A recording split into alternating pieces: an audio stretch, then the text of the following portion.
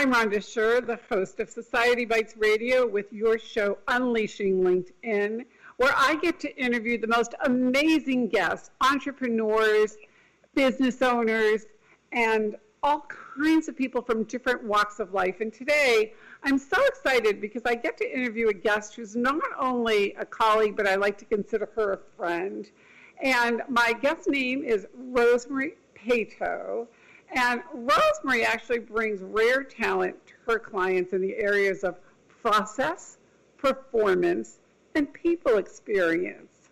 She's worked with CEOs and their staff on leadership and business growth programs for over 16 years.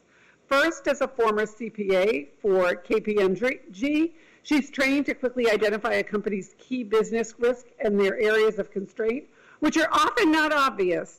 She assesses business processes to determine alignment between strategy and results. A company's efficiency, effectiveness, and viability to scale are quickly revealed. Second, as a former value-added reseller of accounting systems, she understands how to evaluate and then design systems to support the strategic objectives of a company and enhance performance across the board. Rosemary focuses on developing the metrics needed to manage performance. And third, with her personal development training, she understands how to motivate and inspire staff to produce. And finally, Rosemary has 13 years of industry experience as a staff employee and manager of running departments, executing on strategy, and developing teams to become high performers. I think I've known Rosemary for probably 3 or 4 years, where we met completely outside of work. And, one of the things that happens for me is that most of the people that I end up working with are not friends, but the people that I work with become friends. And Rosemary is sort of a hybrid of that. So, Rosemary, I'm delighted to have you on the show today. Thanks for joining me. Thanks, Rhonda. It's such a pleasure. And what I really want to acknowledge you around is just the difference that you make around LinkedIn. You took mine and gave me so much valuable feedback that it was extraordinary. So thank you for that, as well as we met on the personal development side, and it's just been an incredible journey these last 3 or 4 years, just to see the growth and development, I think, in the both of us in terms of our leadership, our outlook, our context, how we operate. So thanks. Thanks for having me here today.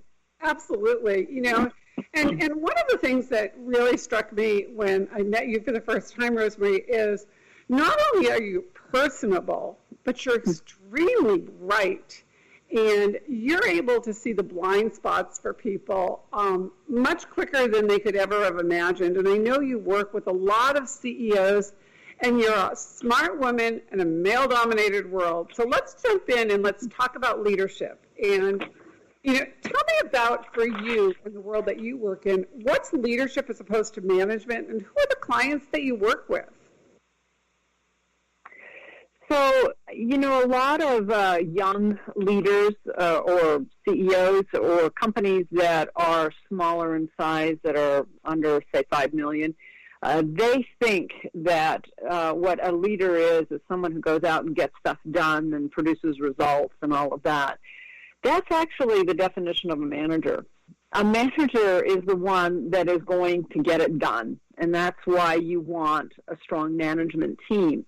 The leader, on the other hand, is the one that actually sees the long play and sees the long view. And when stuff starts to go sideways, knows how to pivot in the right way that doesn't disrupt the organization too much, and keeps it on track. So leaders tend to focus on people, while managers focus on the systems and the structures.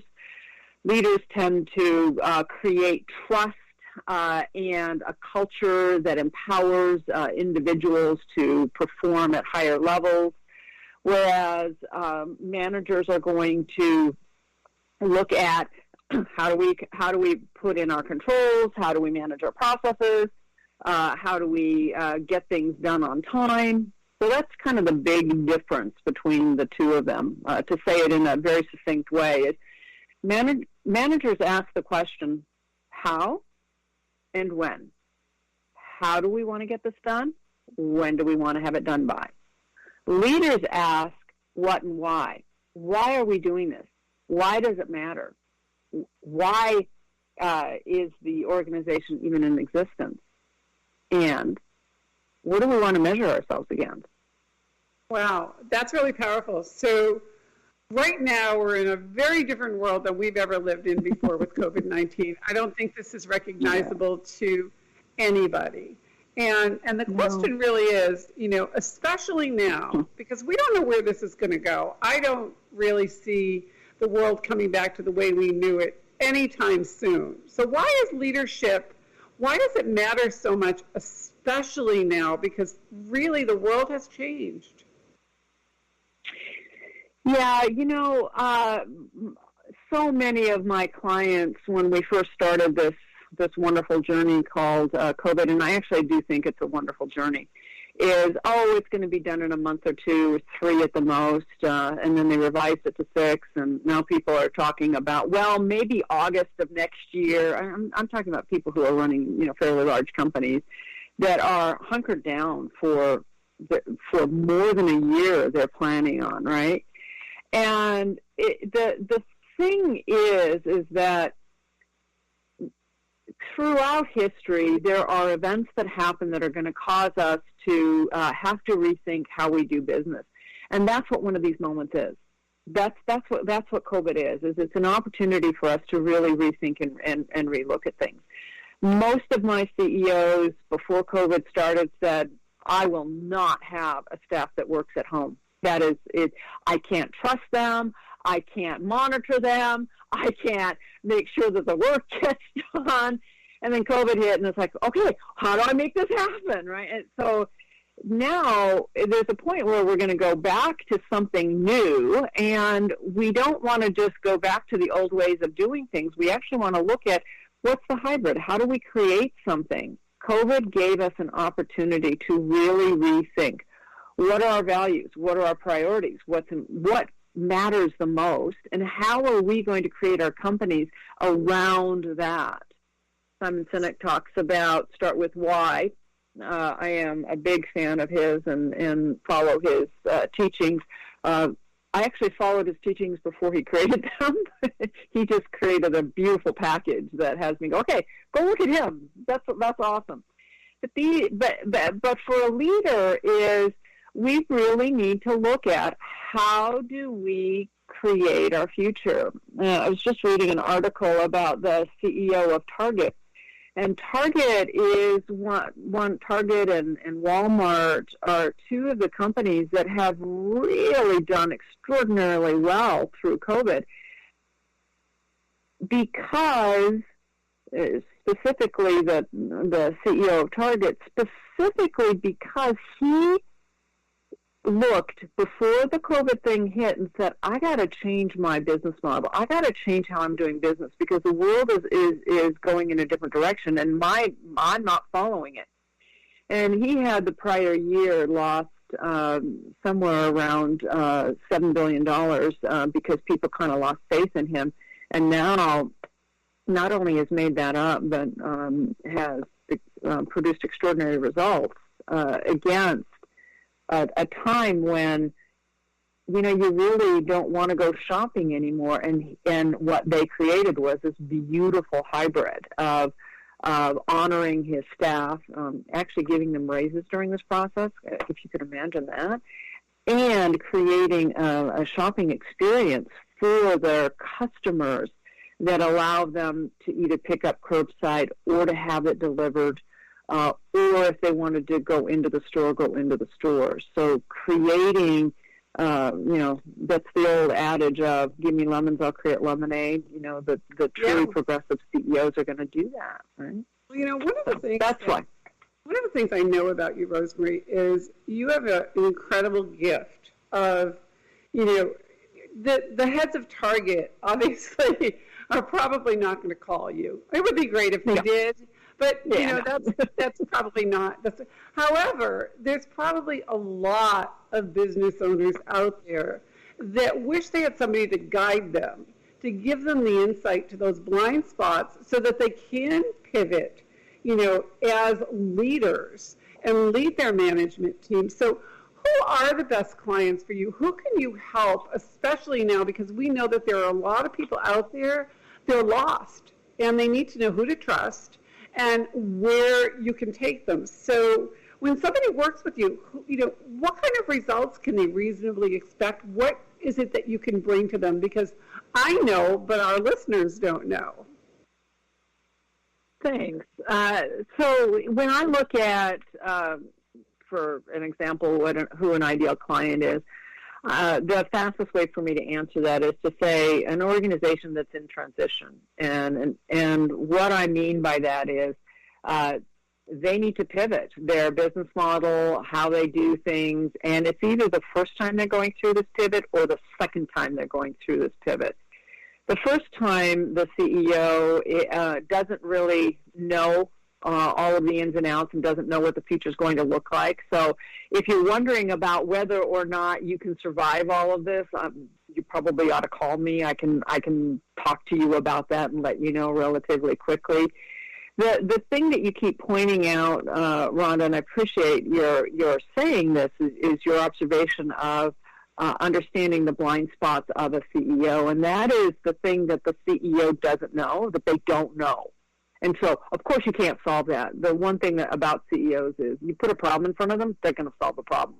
But if it's a problem they don't know they have, they can't solve it. And so that's what my job is to uncover that.